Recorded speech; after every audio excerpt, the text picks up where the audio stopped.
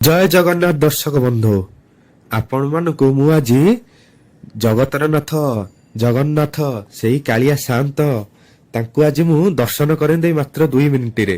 ଆପଣ ଶେଷ ପର୍ଯ୍ୟନ୍ତ ଏ ଭିଡିଓ ଦେଖନ୍ତୁ। ସତରେ ଆମର ମନରେ ଯେତେ ଦୁଃଖ କଷ୍ଟ ଥାଏ, ଆମେ ଯଦି ଏଇ ତାରି କ୍ଷେତ୍ର ଶ୍ରୀକ୍ଷେତ୍ରକୁ ଟିକେ ଚାଲି ଆସୁନା, ସେ ସବୁ ଦୁଃଖ କଷ୍ଟ କୁଆଡେ ଚାଲିଯାଏ।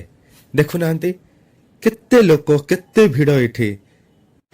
ଏ ଜାଗାକୁ ଯିଏ ଥରେ ଆସିଛି, ନା ସେ କେବେ ଯିବା ପାଇଁ ଇଚ୍ଛା କରିଛି, ନା ସେ କେବେ ନିଜ ଇଚ୍ଛାରେ ଯାଇଛି। ଯେତେ ଦେଖୁଥିଲେ ଆମ କାଳିଆ ସାନ୍ତ ଆମକୁ ନୂଆ ଦିଶୁଥାଇ। ସେଇ ତାର ଚକାଚକା ଆଖି, ସତରେ ଯେମିତି ସିଏ ଆମକୁ ଦଉଛି ଡାକି। କିଏ କହିଲା ମୋ ପ୍ରଭୁଙ୍କର ହାତ ନାହିଁ ବୋଲି?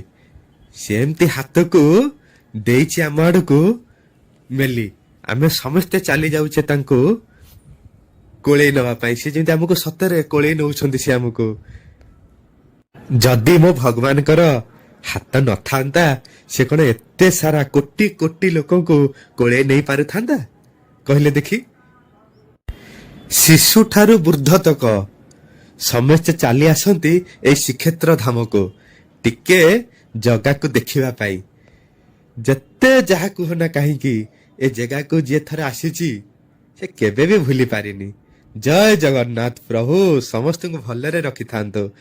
ଜୟ ଜଗନ୍ନାଥ, ଜୟ ଜଗନ୍ନାଥ। ପ୍ଲିଜ ମୋ ଚ୍ୟାନେଲଟାକୁ ଟିକେ ସବସ୍କ୍ରାଇବ କରିଦେବେ ଆଜ୍ଞା। ଏଇ ଟାଇପର ଭିଡିଓ ଆପଣମାନଙ୍କୁ ମୁଁ ଦେଇ ଚାଲିଥିବି।